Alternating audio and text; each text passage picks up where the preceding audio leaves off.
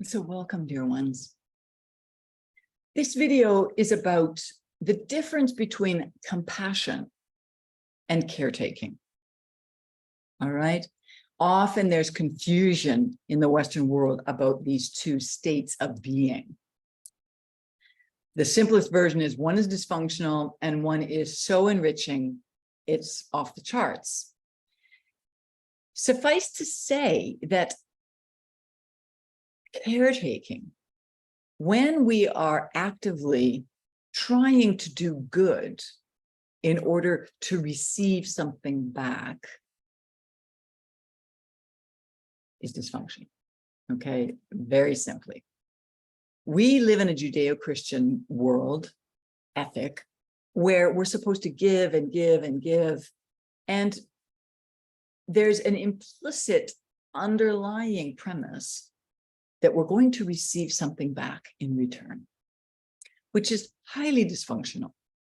I mean, the original intent in Christianity is to give. This is a good quality, to be generous. However, you know, whether it's the Protestant work ethic that comes in and you gotta suffer and you gotta work really hard, or you gotta give and give and give until you become the martyr that, Mary Magdalene was for Jesus, gives up everything for the Son of God. They're both quite, dysfunctional.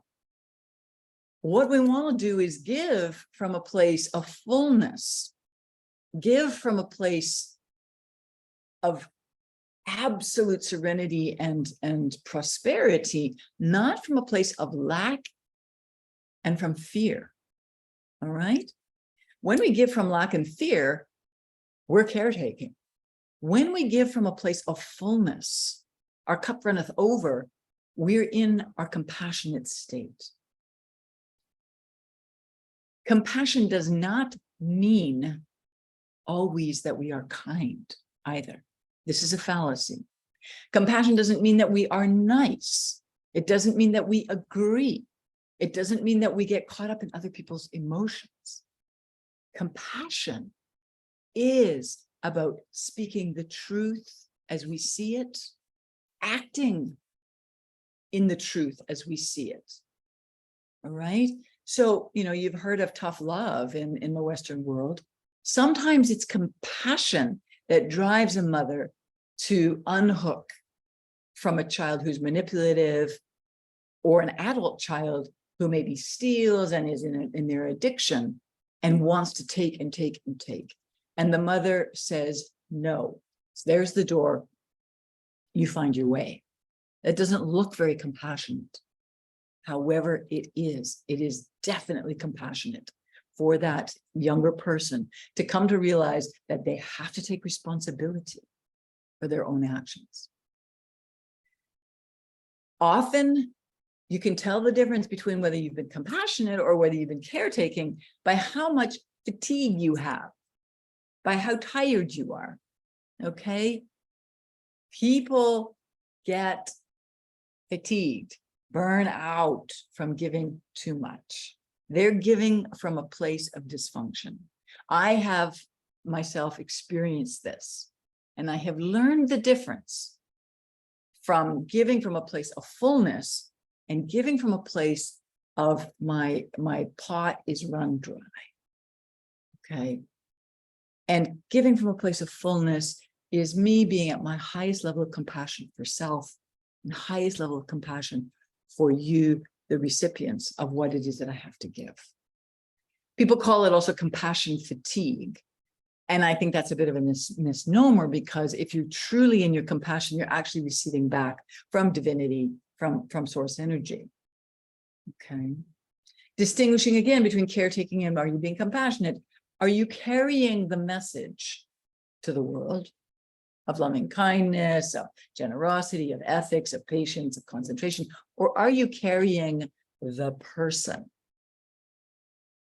Again, we get caught up in being the savior, the martyr, as opposed to being the level of compassion that we need to be and carrying the message and just simply saying to the person, hey, I know you're going to get through this. I believe in you, without offering any advice, unsolicited advice, without offering any suggestions. That is compassion. Some of you may know the root of the word compassion is to suffer with. Yes, I'm going to sit here and suffer along with you. I'm going to empathize with you to help you move through whatever it is that you're going through. Compassion is not about getting the toolkit out and fixing and meddling and telling them how to change, and, oh, you should try this, and why don't you try this book, and you need to do this course, and why don't you change this, and stop phoning them, and etc., etc. That is considered caretaking. There are 3 levels, okay? There is helping, there's caretaking, then there is service. And when you're in service, you're at a higher level and you're giving from a compassionate fullness. The Dalai Lama calls caretaking idiot compassion. All right, that's his label of what we do in the West. He said, this is not compassion, this is called idiot compassion. People giving in order to receive something in return. People getting burnt out from giving too much. People giving when they have nothing to give. Have you ever done that? You know, you've given to causes, maybe with your money, you know, and you don't have it.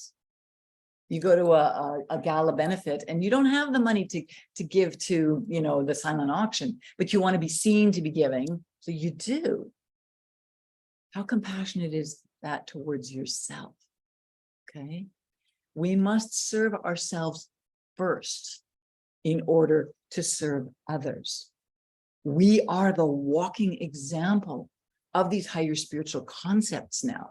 This is not theory. We are now at a level where we need to be embodying some of these concepts and walking in the world as them, not just in our head, but in our body. So people know they can approach us because they can feel that we're compassionate. They can feel we are at peace. They can feel the authentic self coming through. Not because we talk about it. Talk is cheap. Embodying these higher frequency energies is the work. And the last thing I want to share with you on this topic is that there are 2 levels to compassion in Buddhism. We have what we call aspiring compassion or aspiring bodhicitta, which is Buddha mind, bodhicitta, loving kindness mind, and realized compassion mind. Most of us are in the cultivating or the generation or aspiring compassion. And what that looks like is you see a situation and you have this inspiration, aspiration to help. And maybe you do and maybe you don't. That is the first level. And then you may act on it, which is fantastic. Realized compassion and bodhicitta is that there is no thought between the receiving of information and the action, whether it's through your voice or through your physicality with your body. Your mind is so attuned now to the not only the concept, but the embodiment of this energy that you see somebody falling down, you just act. You see somebody slipping on a Zoom call and they're faltering and you just reach out and lift them up, right?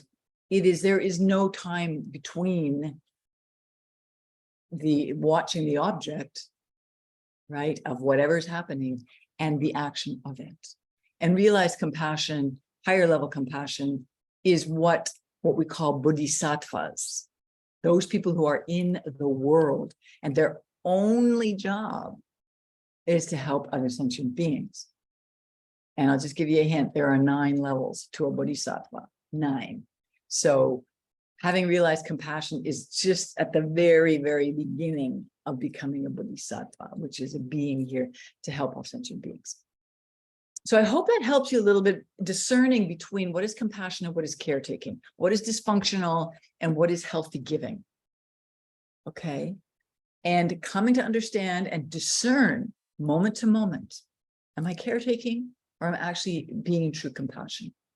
And am I being compassionate to myself first? It is not a selfish place to be at all. Okay. Especially in these times when there's so much energy going on. There's so many higher frequencies. There's so many people suffering. Take care of yourself first. Always, always give yourself permission. Let yourself off the hook. Lower your judgment, lower your criticism. Have love towards self. Okay. Otherwise, you're going to lapse into caretaking, helping others, and expecting to get energy in return. Until next time, guess what? Keep the faith.